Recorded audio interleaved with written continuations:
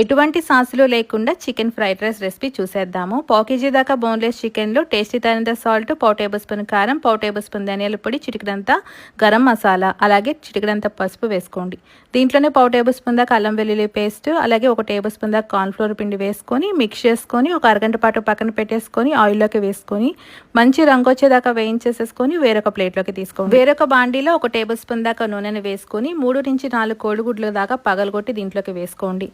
అంతా కూడా మిక్స్ చేసేసుకుంటూ పొడిపొడిలాడేంత వరకు బాగా ఫ్రై చేసుకొని వేరొక బౌల్లోకి తీసుకోండి. ఇదే బాండిలో ఒక టేబుల్ స్పూన్ దాకా నూనెను వేసి సన్నగా తరిగి పెట్టుకున్న వెల్లుల్లి రెబ్బలు, ఒక ఉల్లిపాయ, 4-5 పచ్చిమిరపకాయలు వేసుకొని దీంట్లోనే గుప్పెడంత కరివేపాకు వేసుకొని బాగా హై ఫ్లేమ్లో టోస్ట్ చేసేసుకోండి.